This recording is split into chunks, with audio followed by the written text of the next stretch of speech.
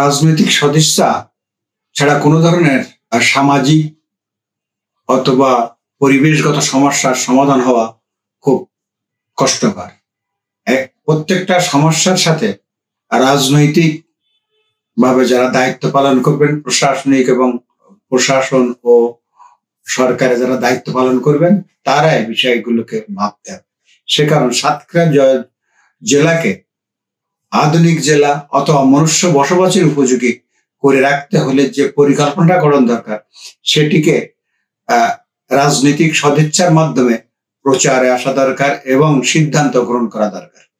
সিদ্ধান্ত যারা নিয়ে থাকেন তারা মূলত রাজনৈতিক প্রতিনিধি, প্রশাসনিক সর্বোচ্চ পদের, সরকারের সর্বোচ্চ পদের ব্যক্তিত্বটা।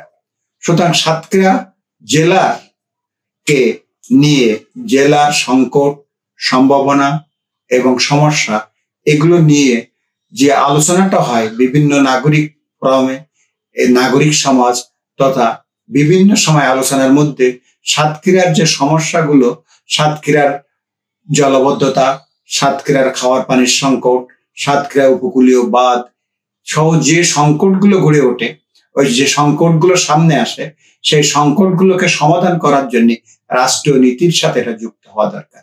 অন্যথায় এই ধরনের নাগরিক আন্দোলনের যে ফলাফল, সেটি সুদূর প্রসারী রূপ লাভ করতে পারে না। সবসময় একটা জিনিস মনে রাখা দরকার যে স্থানীয় সমস্যাটা জাতীয় সমস্যার সাথে যুক্ত, কিন্তু আমাদের রাষ্ট্র কাঠামো এমন যে স্থানীয় সমস্যাটা জাতীয় সমস্যার সাথে সম্পৃক্ত করে স্থানীয় সমস্যার সমাধানের উদ্যোগ গ্রহণ করা হয় না।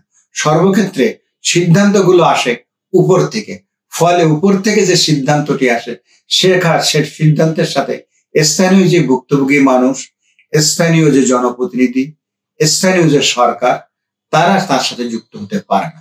ফলে সমস্যার সমাধানটা ঝুলে যায়। সমস্যার সামান্য উন্নতি দেখা গেলেও সুদূর প্রসারী সমাধানটা আসে না।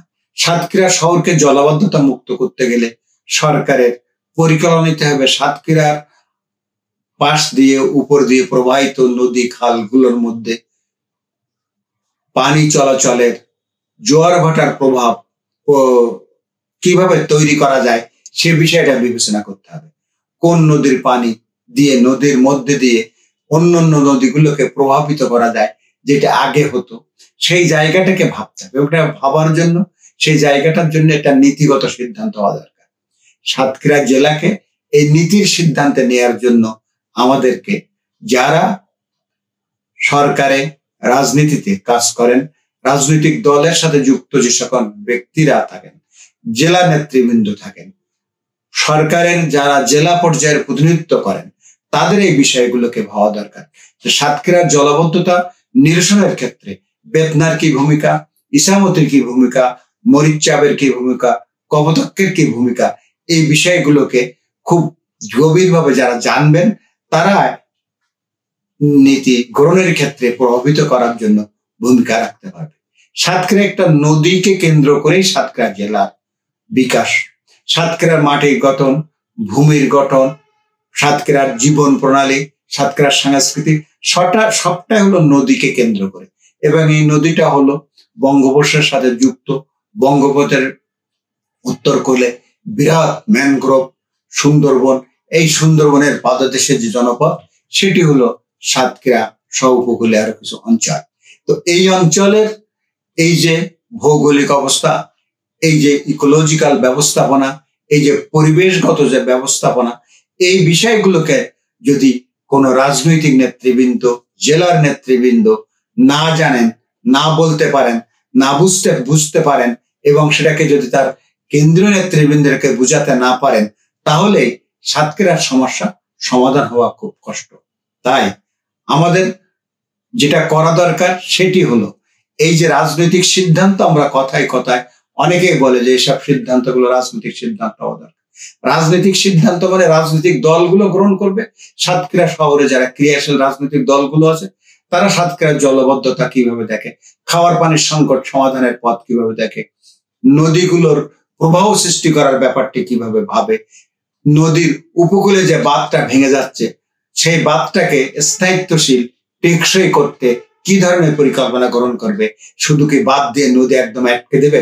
না, এমন ভাবে বাঁধ তৈরি করা হবে যাতে জোয়ার ভাটার পানি ভিতরে আসতে পারে, নদীর পলি ভিতরে পড়তে পারে। এই বিষয়গুলোকে নিয়ে ভাবা যাদের ভাবনার মধ্যে আসবে, এবং এটা খুব জরুরি, রাজনৈতিক নেতৃবৃন্দের মাথায় এই বিষয়টি থাকা খুব জরুরি। অন্যথায় সাতক্ষীরাকে নিয়ে যতই আমরা কাজ করি, যতই কথা বলি স্থানীয়ভাবে, সেটাকে কখনোই স্থায়ী রূপ পাবে না যদি না রাজনৈতিক শক্তি এইটাকে ধারণ করে, যদি না রাজনৈতিক শক্তি তার উর্ধ্বতন নেতৃবৃন্দের মধ্যে বিষয়ের বাস্তবতাটা, প্রয়োজনীয়তা এবং বাস্তবায়নের সুবিধা পথগুলো বাতলে না দিতে পারে।